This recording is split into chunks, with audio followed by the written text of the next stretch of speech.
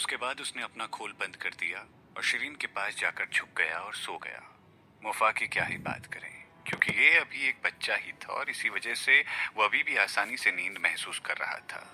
ये मसल से काफी पहले सो गया था, इसीलिए अब सारा महत्वपूर्ण कार्य हवा मारक को थमा दिया गया था। वो घायल था और थका हुआ भी था। उसे नींद आ रही थी, लेकिन हवा मारक एक बहुत ही विश्वसनीय जानवर था। उसने पूरी रात जागते रहने की ठान ली। हालांकि वो बहुत थका हुआ था और उसे बहुत ज्यादा नींद आ रही थी, इसीलिए उसकी पलकें भी बार बार बंद हो रही थी। ये लगभग लगभग आधा सो रहा था। अचानक कहीं से ठंडी हवा का झोंका आया और ये हवा में मौजूद उस सर्दी को महसूस कर सकता था। हवा मारक तुरंत कूद गया और उसने देखा कि नदी के विपरीत दो लोग किनारे पर खड़े थे जो बहुत दूर नहीं थे। इनमें से एक पुरुष था और एक महिला थी। दोनों ने एक ही तरह के वस्त्र पहने हुए थे। वो चल नहीं रहे थे, लेकिन सीधा उन्हीं की दिशा की ओर बढ़ रहे थे। उन दोनों के बाल नीचे लटक रहे थे और उनके चेहरे ढके हुए थे, इसीलिए वो उनके चेहरे को साफ साफ नहीं देख पा रहा था। दोनों व्यक्ति चुपचाप दिखाई दिए और उनके प्रकट होने के बाद आसपास की हवा अचानक भारी हो गई। नदी के तट पर यह काफी घुमावदार हवा चल रही थी, लेकिन यह सिर्फ एक सामान्य हवा ही थी। दोनों इंसानों की उपस्थिति के बाद से हवा बहुत अधिक ठंडी हो गई थी और वातावरण उदास हो गया था। हालांकि हवा मारक एक बहुत ही ज्ञानी जानवर था, लेकिन ये लंबे समय से 5वें शिखर पर रह रहा था और उसने बहुत कम मनुष्यों को वहां देखा था। इतने कम समय में ये इन दो व्यक्तियों और दूसरे मानवों के बीच का अंतर बिल्कुल भी नहीं बता सकता था जिनको इसने पहले देखा था। उसकी नजर में इंसान हमेशा से ही जानवरों के दुश्मन रहे थे और इंसानों ने हमेशा एक दूसरे का साथ दिया था। इसीलिए उसकी पहली प्रतिक्रिया ये थी कि ये शिरीन को नुकसान पहुंचाने नहीं, बल्कि ये दोनों व्यक्ति उसे पकड़ने के लिए आए थे। वो शिरीन को देखने के लिए पीछे की ओर मुड़ गया। वो अच्छी तरह से सो रही थी, इसीलिए वो उसे जगाना नहीं चाहता था, बल्कि वो केवल उन दो आदमियों पर पूरा ध्यान देता रहा। हड्डी घुला देने वाली धारा को पार करना आसान नहीं था। नदी पार करने से पहले उन्हें पूरा प्रयास करने की आवश्यकता थी। हवा मारक यहाँ से भाग नहीं सकता था क्योंकि उसका मालिक यहाँ आराम कर रहा था, इसीलिए उसे अपने मालिक को उसकी ऊर्जा को वापस लाने देना था ताकि अगले दिन ये नदी पार कर सके। छलांग लगाने और उसकी दिशा की ओर उड़ान भरने से ठीक पहले दोनों व्यक्ति कुछ देर के लिए भटक गए थे। उन्हें लग रहा था कि जब वो उड़ रहे थे तो नदी के बीच में किसी चीज ने उन्हें रोक दिया था। हालांकि वो चीज भी उन्हें नहीं रोक पाई थी, क्योंकि वो उनकी तरफ उड़ना जारी रख रहे थे। वो पलक झपकते ही दूसरी तरफ आने वाले थे। हवा अब और ज्यादा ठंडी हो गई थी। हवा मारक ठंड महसूस कर सकता था और इसी वजह से उसके रोंगटे खड़े हो गए थे और वो घबरा गया था। उसकी सांस भारी थी। उनमें इंसानों जैसी कोई भी बात नहीं दिख रही थी। उनके बाल पानी की तरह बह रहे थे और उनकी आंखों की जोड़ी का तो अता पता भी नहीं चल रहा था। उनकी ठंडी आंखें शिरीन को देखती जा रही थी और हवा मारक के गहरे काले बाल लाल होते जा रहे थे, जैसे वो अपने सबसे बड़े कट्टर दुश्मन का सामना कर रहा था। तेज हवा चली और दो आदमी बिजली की तरह चले आ रहे थे और सीधे शिरीन की ओर बढ़ रहे थे। हवा मारक की आंखें बंद हो गई। उसे उम्मीद नहीं थी कि ये दोनों आदमी उसके लिए नहीं आ रहे थे, बल्कि उसके मालिक के लिए आ रहे थे। वो अपनी मालकिन को जगाने ही वाला था, लेकिन जब तक वो अपनी प्रतिक्रिया दे पाता तब तक उन दोनों व्यक्तियों के काले पंजे शिरीन के सर पर लादे जाने वाले थे। हवा मारक को उसे बचाने के लिए बहुत देर हो चुकी थी, इसीलिए वो केवल डर से अपनी आंखें बंद कर सकता था। वो वास्तव में गर्व से भरा हुआ जानवर था। वो केवल मनुष्य की सवारी बनकर नहीं रह सकता था। ये मानवता के लिए थोड़ा शत्रुतापूर्ण भी था। इस बार उसे शिरीन का अनुसरण करने के लिए मजबूर किया गया था, क्योंकि उसका बच्चा शिरीन से चिपकना चाहता था। इसीलिए वो उस वक्त शिरीन की सवारी बनना सहन कर सकता था। अब दोनों लोग सीधे मुख्य रूप से वहां गए, क्योंकि इसके पास किसी को बचाने के लिए पर्याप्त समय नहीं था, बल्कि इसीलिए कि ये बहुत ईमानदार नहीं था। वो सोच रहा था कि अगर वो मानव मर गया तो शायद उसका बच्चा उसके पक्ष में वापस आ जाएगा। इस मानसिकता के कारण हवा मारक ने समय पर प्रतिक्रिया नहीं की, क्योंकि उसने खुद को अभी तक शिरीन की सवारी नहीं माना था। जब दोनों लोगों के पंजे शिरीन के सर तक पहुंचने वाले थे तो वो अचानक से उठी और बगल में लुढ़क गई और काले पंजों से बाल बाल बच गई। तभी एक तेज आवाज सुनाई दी। दोनों आदमियों के काले तीखे पंजे चट्टान में धंस गए थे, जिस पर शिरीन ने आराम किया था। वो चट्टान वहां की सबसे कठिन चट्टान थी। यहाँ तक कि अगर ये हथौड़े से भी तोड़ी जाती तो ये बिखर नहीं सकती थी। हालांकि दोनों आदमियों के पंजे बिल्कुल आसानी से सीधे चट्टान में घुसने में सफल हो गए थे। एक जोर का शोर सुनाई दिया। वो चट्टान जो लगभग एक मानव जितनी लंबी और 1 मीटर चौड़ी थी और एक बिस्तर के रूप में बंद थी, वहां पर एक खतरनाक विस्फोट हुआ। बड़ा मसल पहले ही शिरीन के पास आराम कर रहा था। जब वो किनारे पर लुढ़की तो वो उसे अपने साथ ले आई। हालांकि इसके खोल का कुछ हिस्सा अभी भी चट्टान पर था, इसीलिए जब चट्टान में विस्फोट हुआ तो वो घायल हो गया और आखिरकार वो जाग गया और चिल्लाया। क्या ये भूकंप था? बड़े मसल ने इधर उधर देखा और अंत में देखा कि शिरीन कहीं दूर खड़ी थी और उन पर हमला करने वाले दोनों साए थे। उन्हें यह अब एहसास हुआ कि कोई उसके मालिक पर हमला कर रहा था। बड़ा मसल नाराज था। उसने चुपचाप जहरीली मृगतृष्णा को भ्रम पैदा करने के लिए मंत्र का निर्माण किया और इसे दो लोगों की दिशा में फैला दिया। शिरीन ने इसके साथ खून के एक समझौते पर हस्ताक्षर किया था, इसीलिए इसके जहरीले मृगतृष्णा भ्रम का शिरीन पर कोई असर नहीं होगा और केवल उन दोनों लोगों पर कोई प्रभाव डालेगा। जब तक दोनों लोगों के पास सोचने समझने की क्षमता थोड़ी सी भी थी, तब तक वो भ्रम में पड़ जाएंगे और ये उन्हें मौन में मार सकता था। जहरीला मिराज भ्रम बहुत तेजी से फैल गया था। बस एक पलक झपकते ही उसने उन दोनों को करीब से जान लिया था। एक पल के बाद बड़े मसल को झटका लगा। दोनों लोगों के पास कोई सामान्य ज्ञान नहीं था। ये उनकी सांस लेने और दिल की धड़कन को महसूस नहीं कर सकता था। इसका जहरीला मिराज भ्रम उन पर कोई प्रभाव नहीं डाल रहा था। शिरीन अभी सो नहीं रही थी, जिसके कारण वो इतनी जल्दी प्रतिक्रिया दे सकती थी। वो उसकी हत्यारी छठी भावना के कारण था। जब भी उसे खतरे का सामना करना पड़ता था तो वो स्वयं सहायता करने की उसकी वृत्ति का इस्तेमाल करती थी। दोनों लोगों ने बहुत तेजी से हमला किया था, इसीलिए जब शिरीन ने उनके साथ 3 से 4 बार तक लड़ाई कर ली थी, तब भी वो उनके चेहरे को स्पष्ट रूप से नहीं देख पाई थी। जब तक उसने अपनी टेलीपोर्टेशन तकनीक का उपयोग कर कम दूरी तक जाने के लिए नहीं किया, तब तक वो उनके चेहरे को नहीं देख सकती थी। जब उसने उनके चेहरे को देखा तो वो चौंक गई।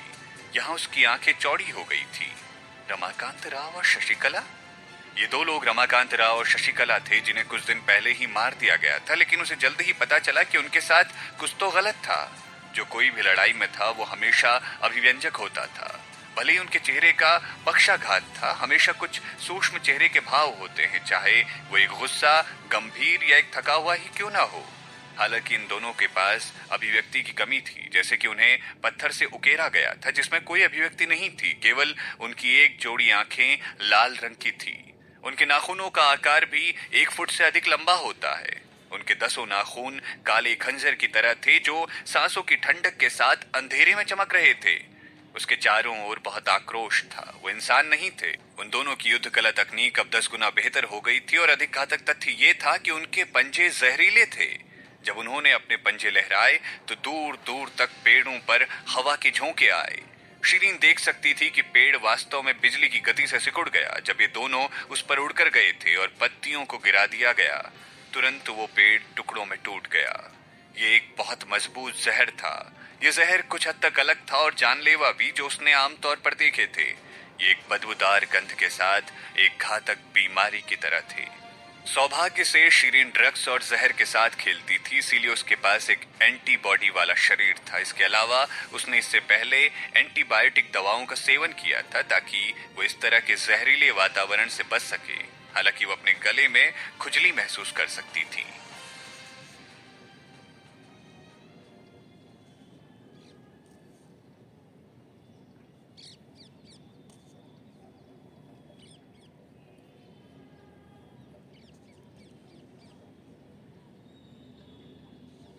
वो इंसान नहीं बल्कि जहरीली लाशें थे।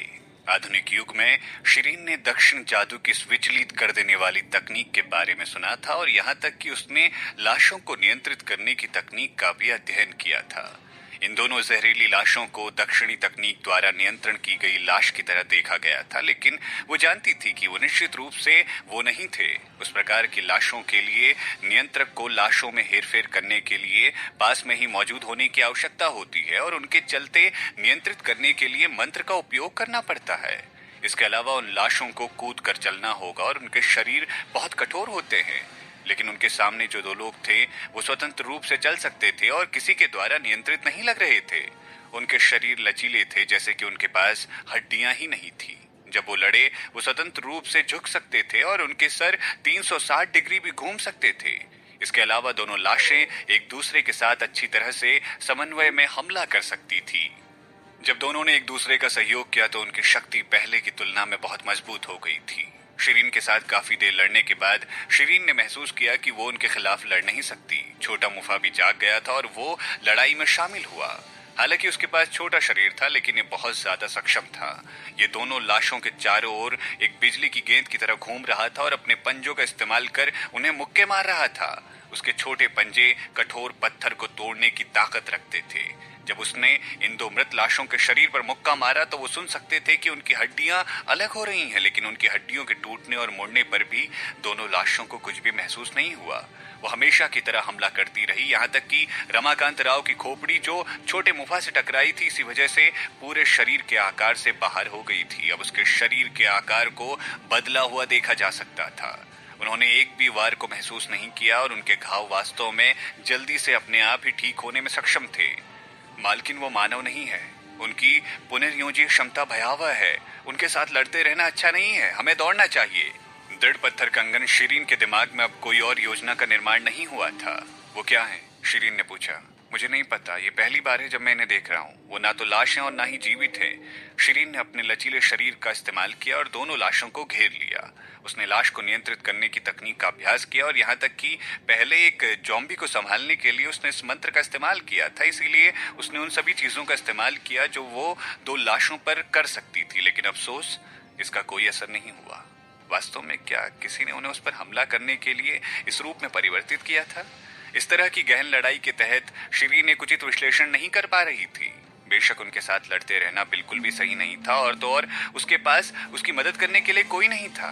इसीलिए बचने का एकमात्र तरीका था भाग जाना। शिरीन ने निर्णय लिया। उसने छोटे मुफा को वापस बुलाने के लिए सीटी दी और अपने साथ बड़े मसल को लेकर चली गई। उसने तुरंत नदी पार कर ली और विपरीत दिशा में सीधे जंगल में उतर गई। हालांकि नदी पार करने के बाद उसने महसूस किया कि कुछ तो गड़बड़ है। वो हवा मारक को साथ लाने में चूक गई थी और वो उनके साथ नहीं आया था। दृढ़ पत्थर कंगन ने जल्दी कहा, मालकिन उनका लक्ष्य आप हैं। वो हवा मारक को चोट नहीं पहुंचाएंगे। जल्दी से जल्दी यहाँ से भागो। शिरीन ने इसकी परवाह नहीं की। उसने दूसरी तरफ देखा तो उसने पाया कि वो लाशें उनके लक्ष्य के लापता होने के बाद पागलों की तरह उसे ढूंढ रही हैं। शायद हवा मारक के पास शिरीन की गंध थी, इसीलिए दोनों लाशों ने तुरंत हवा मारक को अपना लक्ष्य बना लिया था और सीधे उसकी ओर बढ़ गए। हवा मारक इतना डर गया कि उसके सभी रोंगटे खड़े दिखाई दिए। ये दोनों लाशें बहुत ज्यादा उग्र थी और वो वास्तव में उनसे डर गया था। वो दुश्मन से दूर भागने की अपनी पशु प्रवृत्ति का इस्तेमाल करना चाहता था। हालांकि इस बार वो वहीं खड़ा रहा, क्योंकि वो अपने बच्चे के बारे में चिंतित था, इसीलिए कभी भी उस जगह को छोड़कर नहीं गया। जब शिरीन दोनों लाशों के साथ लड़ रही थी, वो कोने पर खड़े होकर देख रहा था। जब शिरीन ने टेलीपोर्ट किया और भाग गई तो ये सब एक आंख झपकते ही हो गया। ये अभी भी उस पर प्रतिक्रिया नहीं कर सकता था, लेकिन दोनों लाशें पहले ही उसे घेर चुकी थी। जब वो भागना चाहता था तो पहले ही बहुत देर हो चुकी थी। ये केवल कठिन संघर्ष कर सकता था। उसके पास अभी भी लड़ने की कुछ क्षमताएं थी, अन्यथा फिर ये इतने लंबे समय तक अरविंद कुमार के साथ सभ्य लड़ाई नहीं कर पाता। हालांकि सामने खड़ी दोनों जहरीली लाशें बहुत ही ज्यादा भयंकर थी। उनके पंजे द्वारा जारी किया गया जहर उसके लिए भी हानिकारक था। कुछ ही देर में उसे चक्कर आने लगे और उसके शरीर में अकड़न आ गई।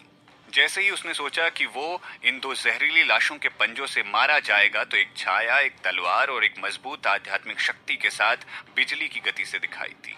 दोनों लाशें डर गई और 2 कदम पीछे हट गई। ये कोई और नहीं बल्कि उसकी मालकिन थी। उसकी मालकिन उसे बचाने आई थी। इसके मालिक ने इसे अकेला नहीं छोड़ा था, बल्कि वापस आकर अपनी जान जोखिम में डालकर उसे बचा भी रही थी। हवा मारक की बंद हताश आंखें अचानक से दोबारा चमक गई थी। ऐसी खतरनाक स्थिति में केवल बहादुर ही जीतते हैं। या तो हम लड़ेंगे या हम मरेंगे। मेरे पीछे चलने वाले आध्यात्मिक जानवर बहादुर हो सकते हैं सिर्फ। इसके साथ शिरीन की आवाज गूंज उठी। यदि आप जीवित रहना चाहते हैं तो आपको अंत तक लड़ना होगा। अचानक हवा मारक प्रेरित हुआ और ऊर्जावान हो गया। वो लड़ने के लिए तैयार था और इसीलिए खड़ा हो गया। मुफा ने भी अपनी बड़ी आंखें खोली और अपने पंजे को कसकर पकड़ते हुए 2 जहरीली लाशों को देखा। बड़े मसल के लिए ये काम कार्य था। वो तुरंत एक छोटे से घर के आकार जितना बड़ा हो गया और एक पल में दोनों जहरीली लाशों पर हमला करने के लिए अपना खोल उसने खोल दिया। दोनों जानवर, एक बड़ा मसल, शिरीन ने दोनों जहरीली लाशों पर हमला करना शुरू कर दिया। लड़ाई के दौरान शिरीन ने अपने सामर्थ्य के अनुसार लड़ने की रणनीति बनाई। शिरीन रणनीति बनाने में विशेषज्ञ थी। हर कोई उसकी व्यवस्था के तहत अपनी ताकत के साथ खेल सकता था। इस तरह की एक सारणी के साथ उनकी युद्ध शक्ति कई गुना बढ़ गई थी। बड़े मसल द्वारा किया गया गोल घूमने वाला हमला बहुत शक्तिशाली था। उसके 2 गोले अटूट थे। दोनों लाशों के जहरीले नाखून पत्थर की तरह सख्त थे। हालांकि ये एक ऐसा समय था कि शशिकला के नाखूनों को बड़े मसल के खोल से काट दिया गया था जब उसने दो गोलों के बीच के अंतर पर हमला करने की कोशिश की थी। न केवल उसकी उंगलियां बल्कि उसके एक बाजू भी बड़े मसल द्वारा काट दिया गया था। बड़े मसल की ये एक शानदार उपलब्धि थी। वो गर्व से भर गया और शिरीन को दिखाने की कोशिश कर रहा था। मालकिन, मैंने इसकी बाह काट दी है। इससे पहले कि वो अपनी बात पूरी कर पाता वो बेहोश हो गया। उसने उसके हाथ से जहर भी निकाल दिया था। बड़ा मसल शिरीन के दल की मुख्य ताकत था। जब वो जहर के कारण बेहोश हो गया तो शिरीन के दल की ताकत तुरंत कमजोर हो गई। शशिकला, जिसने एक हाथ खो दिया था, उसने न केवल अपनी लड़ाई शक्ति खो दी थी लेकिन अब वो और ज्यादा हिंसक हो गई थी। वो पहले की तुलना में और भयंकर हो गई थी और वो शिरीन की ओर बढ़ी। सबसे बुरी बात यह थी कि उसकी टूटी हुई बाह तेजी से पुनर्जीवित हो रही थी। शिरीन ने देखा कि उसकी बाह केवल कुछ समय के लिए फिर से बढ़ रही थी। यदि हाथ को पुनः उत्पन्न किया जा सकता है तो क्या इसका मतलब है कि अगर टूटे हुए सर को भी फिर से बनाया जा सकता है? शिरीन ने अपनी रणनीति को दोबारा से समायोजित किया और आखिरकार वो रमाकांत राव की गर्दन काटने में सक्षम हो गई। सामान्य परिस्थितियों में उसकी तलवार लोहे को भी काट सकती थी। हालांकि रमाकांत राव की गर्दन सुनहरे हीरे की तुलना में बहुत कठोर और सख्त थी। जब तलवार ने गर्दन को काट दिया तो गहरे काले रंग का खून निकला और वास्तव में तलवार को जंग लगा दिया गया, जैसे कि वो मजबूत सल्फ्यूरिक एसिड के संपर्क में आई हो। रमाकांत राव की गर्दन आधी कटी हुई थी लेकिन अब वो और भी अधिक क्रूर हो गया था और अब वो शिरीन की ओर बढ़ा। शिरीन के हाथ में अब कोई हथियार नहीं था और वो एक ही समय में दोनों लाशों द्वारा किए गए हमले को संभालने लगी थी। वो उन्हें समय पर चकमा नहीं दे सकी और शशिकला के नाखून से उसका कंधा अकस्मात कट गया। ये गंभीर चोट नहीं थी लेकिन नाखून पर जहर बहुत मजबूत था। सिर्फ एक सेकंड में शिरीन का कंधा सुन्न हो गया और उसकी बाह कड़ी हो गई। रमाकांत राव उसके पास आ रहा था और वो भाग नहीं सकती थी। जब उसने देखा कि रमाकांत राव का पंजा उसके पास आ रहा है तो उसने अपनी आंखें बंद कर ली। उसने सोचा कि वो आज यहाँ खत्म होने वाली है।